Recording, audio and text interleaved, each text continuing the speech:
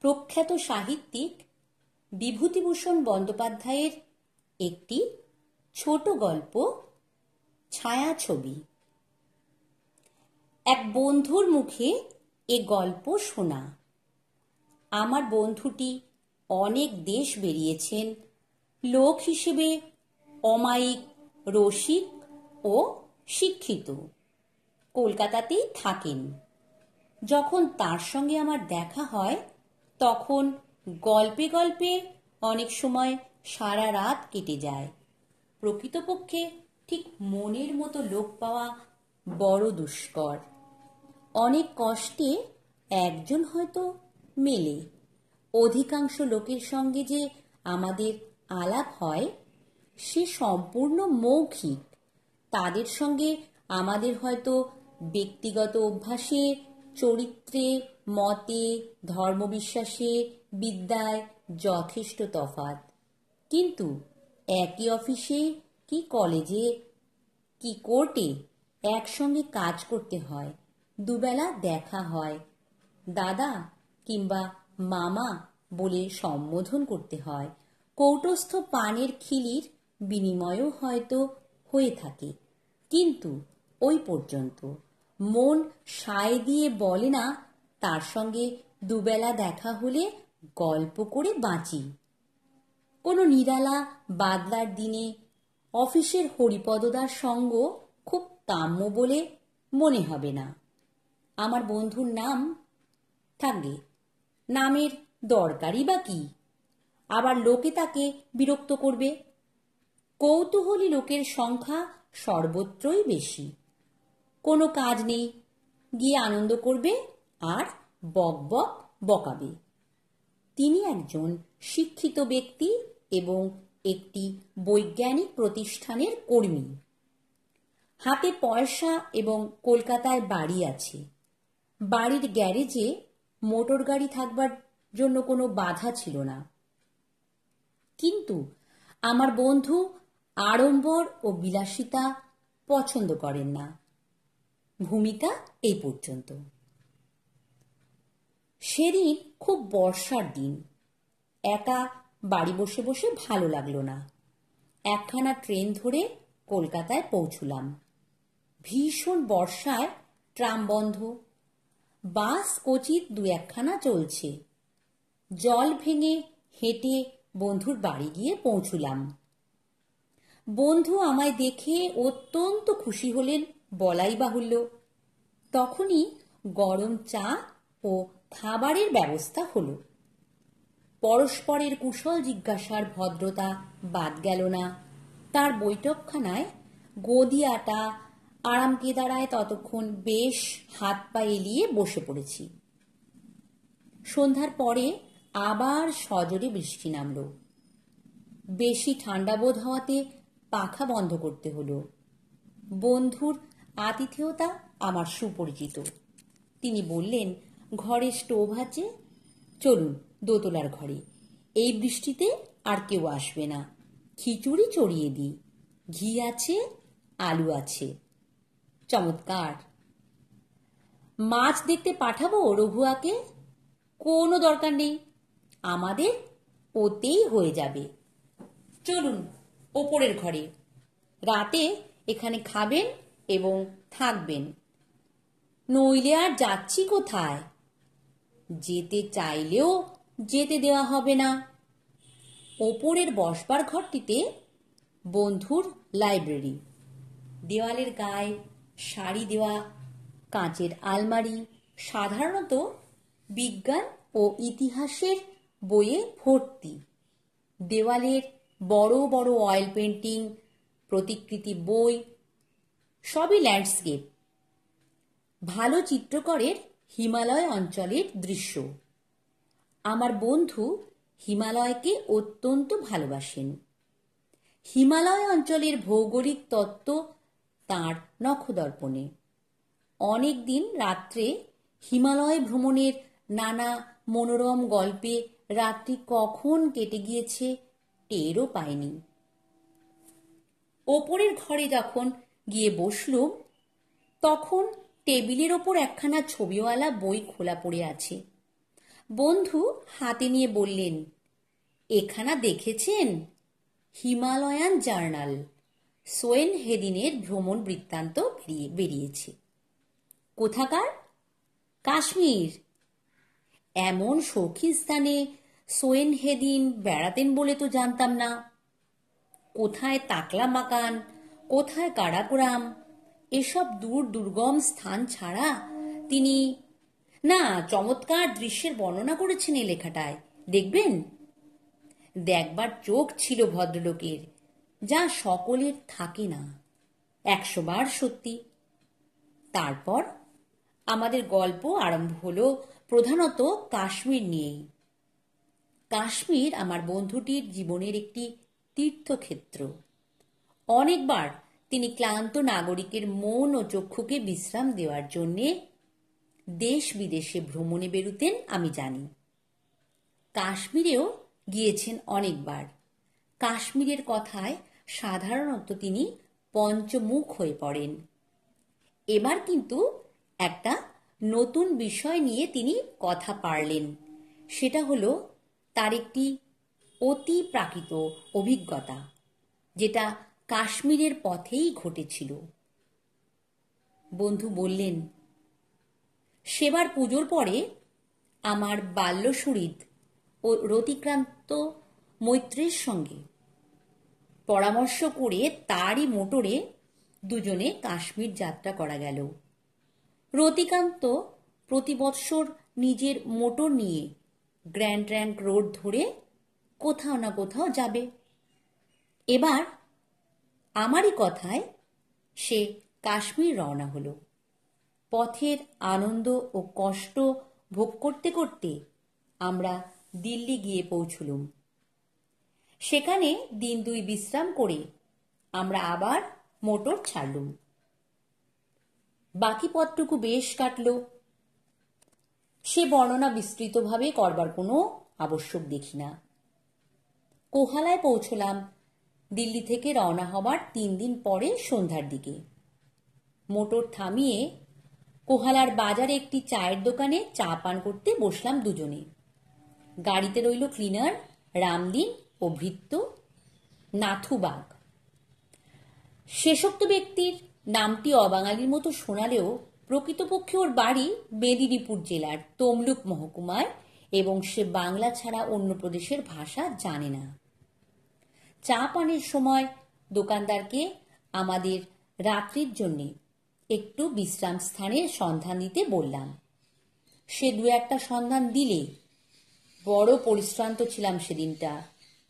রাত্রিটাতে একটু ভালো ঘুমের দরকার। নাথুকে গাড়িতে বসিয়ে রেখে রামদিন ক্লিনারকে সঙ্গে নিয়ে আমরা বাসার সন্ধানে বার হই। রতিকান্ত বললে, গাড়ির একটা আস্তানাও তো খুঁজতে হবে। আমি বললাম, খুঁজে পেলে ভালো হয়, বাইরে বেজায় ঠান্ডা। নাথু তো শীতে জমে যাবে গাড়িতে থাকলে বাইরে। রামদিন বরণ পারে। রামদিন বললে, হামারা ওয়াস্তে কোই পরোয়া নেই হুজুর। কিন্তু বাসা কোথাও পাওয়া গেল না। কোহালা বড় জায়গা, বাজারের সরাইগুলো পাঞ্জাবি ড্রাইভারের ভিড়ে পরিপূর্ণ। একখানা দোকানের পেছন দিকে একটা ঘর আছে বটে, দোকানদার দেখালে, কিন্তু সে ঘর এত অপরিষ্কার ও আলো বাতাসহীন যে সে ঘরে রাত্রি কাটানো আমাদের পক্ষে অসম্ভব। তাছাড়া সে ঘরে বিশ্রাম করতে গেলে মোটর বাইরে পড়ে থাকে। রামদিন মুখে বলেছে বলেই তাকে হিমবর্ষী রাত্রে বাইরে শুইয়ে রাখা যায় না। রতিকান্ত বললে, উপায়? আমি এর আর কি উপায় বলবো। পরামর্শ করা গেল সেই চায়ের দোকানের কাছে আবার যেতে হবে। তাকে গিয়ে এমনভাবে ধরা হলো যেন এই পার্বত্য দেশে সেই আমাদের একমাত্র রক্ষক ও অভিভাবক। তারই মুখ চেয়ে আমরা বাড়ি থেকে এই 2000 মাইল রাস্তা অতিক্রম করে এসেছি। দোকানদার লোক ভালো। সে বলে দিলে বাজারের পেছন দিয়ে যে পথটা ছোট্ট পাহাড়টা ডিঙিয়ে চলে গেল, ওরই ওপারে এক বৃদ্ধ জাঠের বাড়ি। সে বাড়িতে অনেক সময় লোকজনদের আশ্রয় দেয়। আমরা দুজনে দোকানদারের কথা মতো সেখানে গেলাম। বাড়িখানা কাঠের দোতলা। দেখে মনে হয় একসময় বাড়ির মালিকের অবস্থা ভালোই ছিল।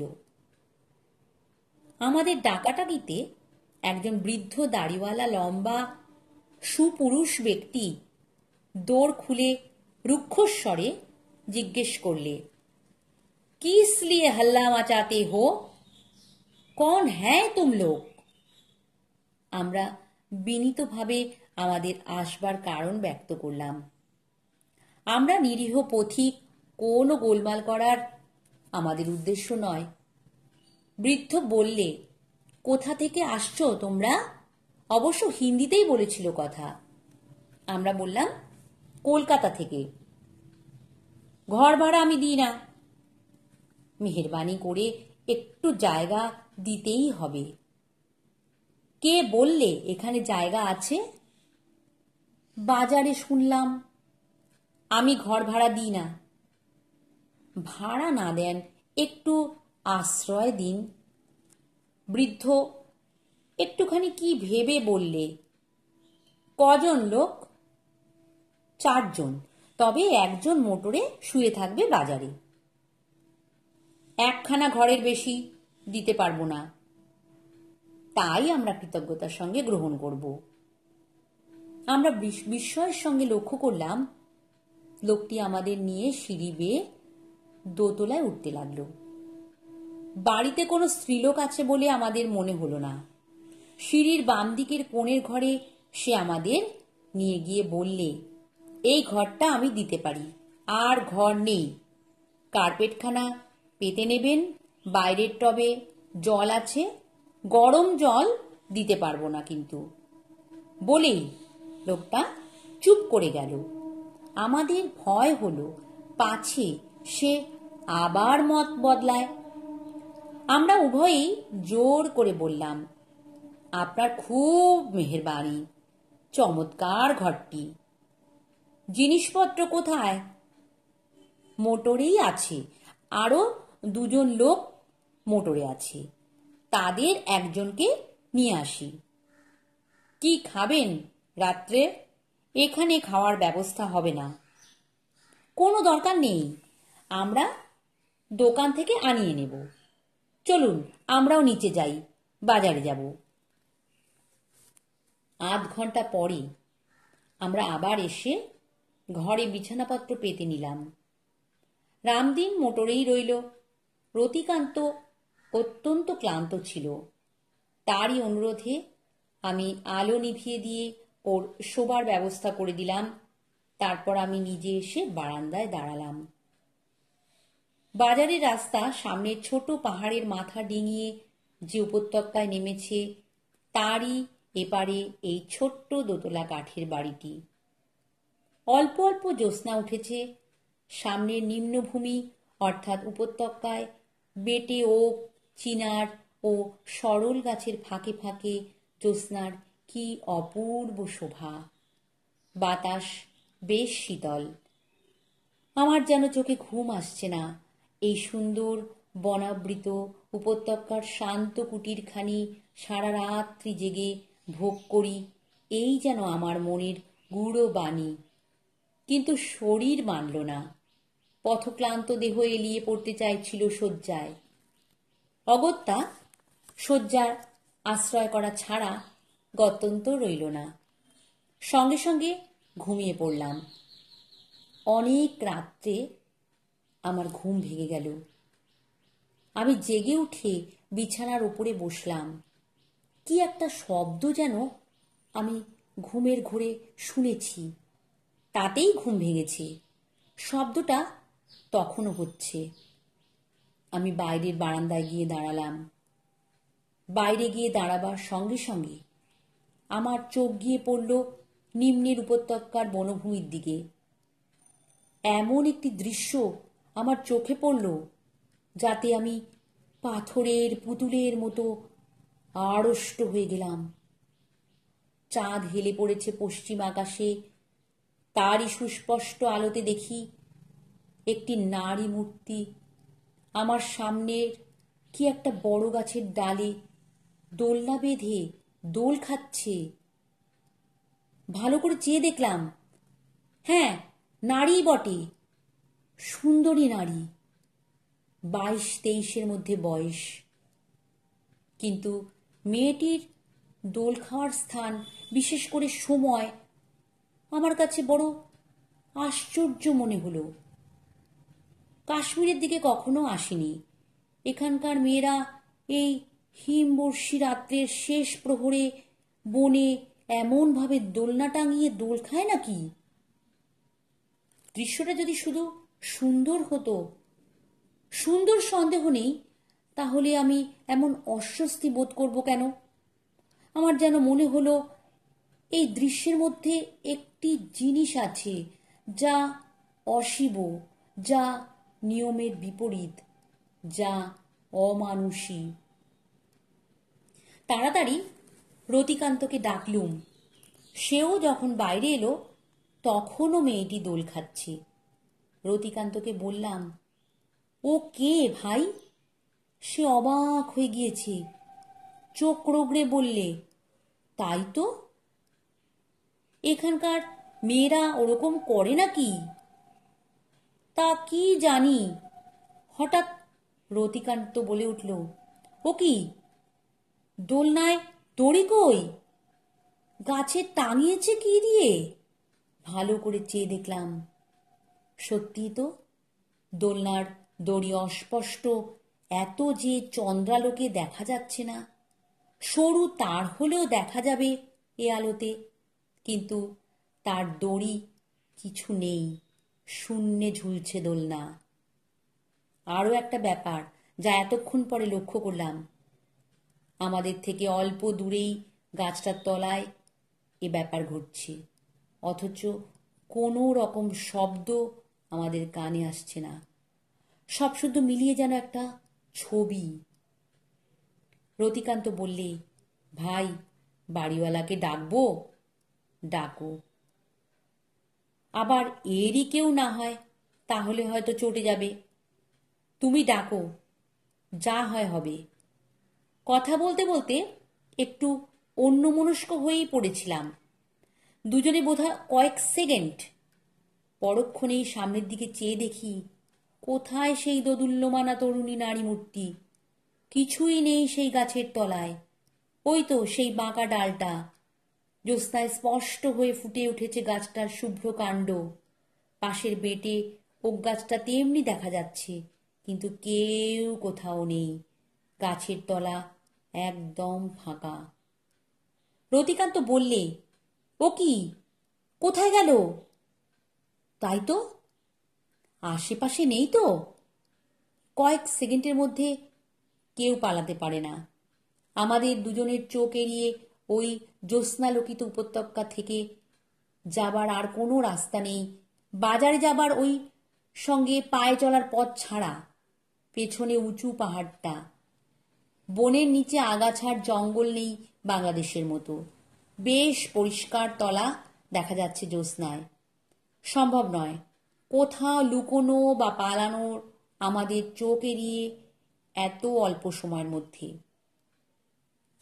রতিকান্ত বললে, ব্যাপার কি? তা তো আমিও ভাবছি। এ দেখছি একেবারে ম্যাজিক, সেই রকমই মনে হচ্ছে। কি করা যাবে এখন? শোয়া ও ঘুমোনো। রাত বড় বেশি ছিল না। ঘণ্টাখানেক ঘুমিয়ে উঠে রতিকান্ত ও আমি দেখি নাথুর তখনও নাক ডাকছে। ওকে উঠিয়ে জিনিসপত্র গুছিয়ে নিতে বলে আমরা আবার এসে বারান্দায় দাঁড়ালুম।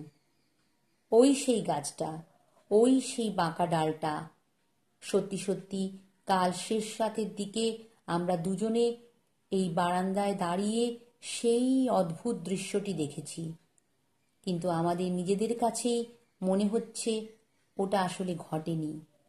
হয়তো রাত্রির স্বপ্ন। স্বপ্ন কি জানি। দাড়িওয়ালা বৃদ্ধের নিকট বিদায় নিয়ে আমরা মোটরের পাশে এসে দাঁড়ালাম। আমাদের দোকানি বন্ধু চেরা সরল কাঠের ডাল উনুনে দিয়ে আগুন জ্বালানোর চেষ্টা করছে। আমাদের দেখে বললে, কি জব্বর ঘুম হয়েছিল? হ্যাঁ। কোনো বিপদ আপদ ঘটেনি তো? আমি যেন দোকানির কথার সুরে ও দৃষ্টিতে একটি প্রচ্ছন্ন প্রশ্ন লক্ষ্য করলুম। আমরা চা দিতে বলে ওর দোকানের সামনে জাঁকিয়ে বসে রাতের ঘটনা সবিস্তারে ওকে বর্ণনা করলাম।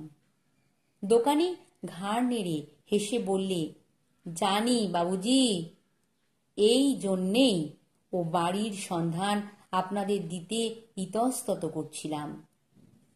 ওই বনে জ্যোৎস্না রাতে কত লোক ও মেয়েটিকে দুলতে দেখেছে।